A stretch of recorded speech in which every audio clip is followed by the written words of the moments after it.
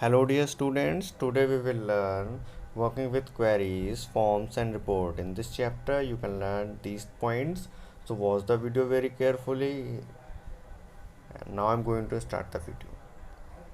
The days of any organization may contain huge amount of data. Moreover, it may consist of multiple tables. When the number of records in a table increases, it becomes an uphill task for any user to extract specific records from that table. Microsoft Access provides us a solution from this problem through queries. A query is a database object that allows you to retrieve information from one or more database tables that meet a specific condition or criteria specified by you. The information retrieved on the basis of a specified criteria in the query is stored in a separate table called the query table. Okay, first let us understand what is a query. A query is a simple question that you ask to find a specific information from the database.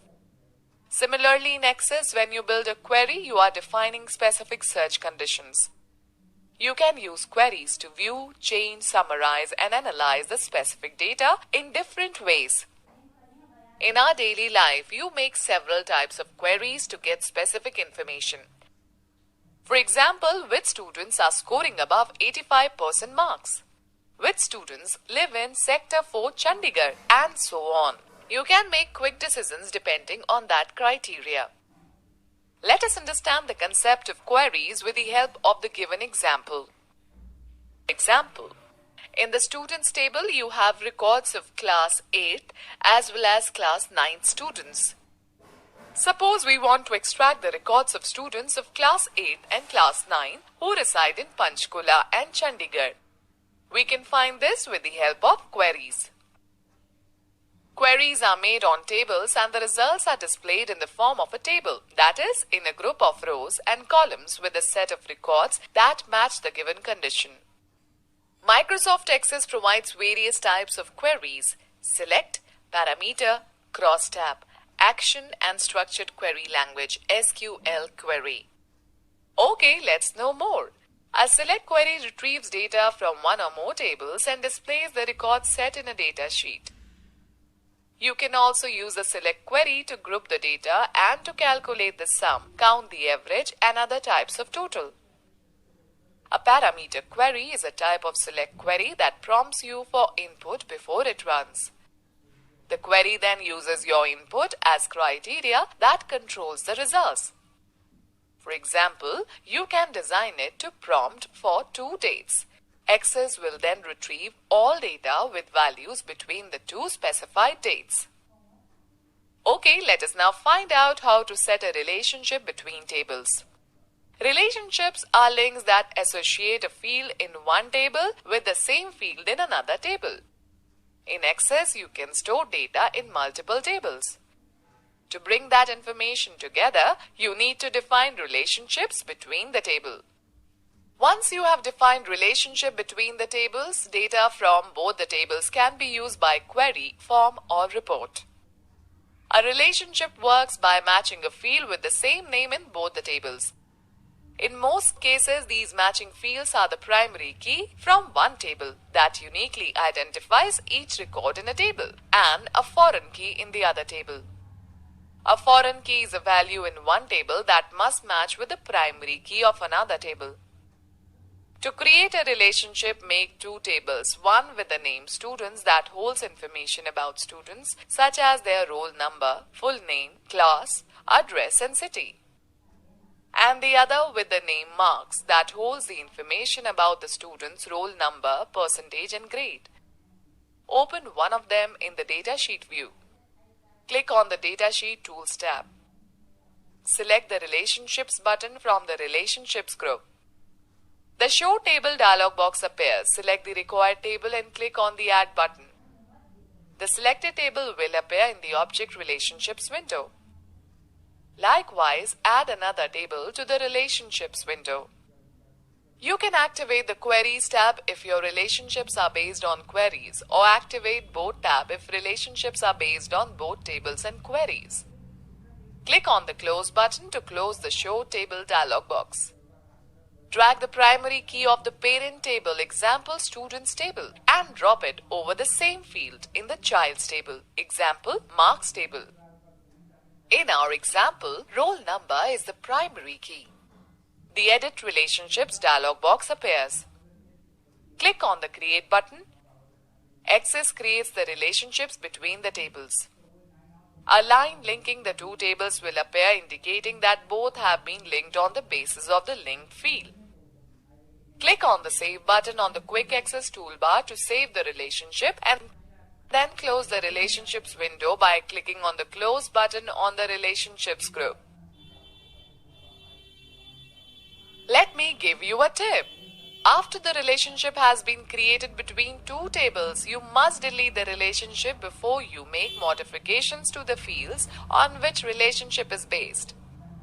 To delete a relationship, click on the line that connects the tables and press the delete key.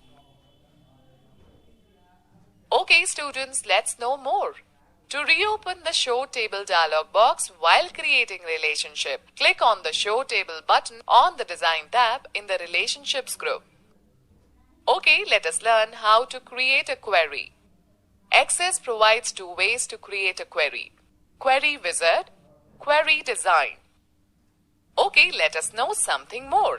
An action query creates a new table or alters your data or database by adding, deleting, updating, and appending data to it. A cross-tab query uses row headings and column headings so that you can see your data in the terms of two categories at once. Creating a query in Design View. The Design View gives you more control over a query. It allows you to create a query from the scratch. Open the database and click on the Create tab on the ribbon. Now click on the Query Design button in the Queries group. The Show Table dialog box is displayed from which you can select the record source for your query, which can be one or more tables or queries, or a combination of the two. Select the table from the Show Table dialog box on which you would like to run a query. Click on the Add button and then click on the Close button. The selected table will appear as a small window in the upper section of the query window, that is, the Object Relationship pane. The selected query table displays a list of fields. Double-click on the field names you would like to add in the query. They will be added to the Design Grid, the bottom section of the query window. You can also add fields to the query by dragging them from the field list to the Design Grid. The Design Grid is similar to a spreadsheet with columns representing each field in the query. Okay students, know the fact. To add all the fields present in a field list to the Design Grid, double-click on the top bar of the table's field list and drag it to the Design Grid.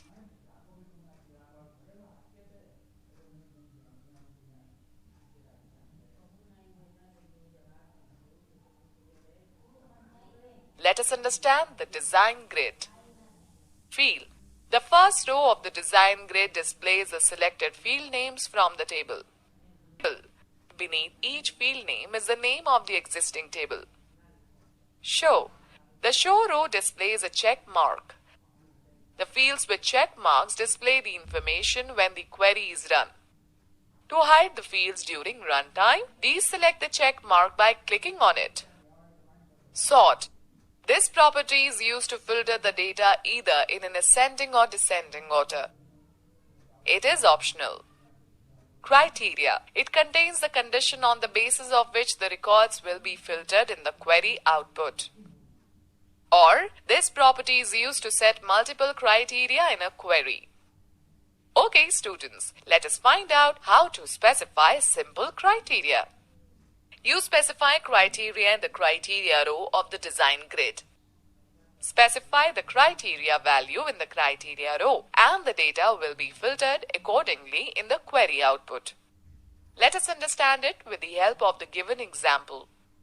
To view the roll numbers and names of the students of class 8th, double-click on the required fields in the table. Move the cursor to the criteria row and type the criteria 8 in the class field column. Click on the sort property in the full name column and set it in the ascending order. Click on the close button of the query window to save the query.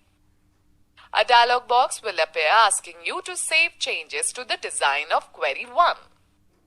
Click on the Yes button to save the changes. The Save As dialog box will appear. Specify the query name and click OK. The query name will appear in the navigation pane. Make sure you have selected the All Access Objects option from the drop-down menu in the navigation pane. Double-click on the query name to view the query output. The query result will be displayed in the datasheet view, which looks like a table. Let me give you a tip. To view the query output without saving, click on the Run button in the Results group on the Design tab. Okay students, know the fact. All the tables you select to include in your query will appear as small windows in the Object Relationship pane. Each window contains a list of the available fields within those tables. Okay, now let us find out how to specify multiple criteria. To see information when either two or more alternate criteria are satisfied, you can make use of Or Criteria row in the design grid of the query. Suppose from a wide range of record, you want to see the records of class 8th and class 9th only. Move the cursor to the criteria row and type the condition equal to 8 in class field. Type the second condition equal to 9 in the Or row of the same column. Now run the query by clicking on the Run button on the Design tab. The query result will be displayed in the datasheet view. If you want to save your query, click on the Save command in the Quick Access toolbar. When prompted to name it, type the desired name and then click OK. Now let us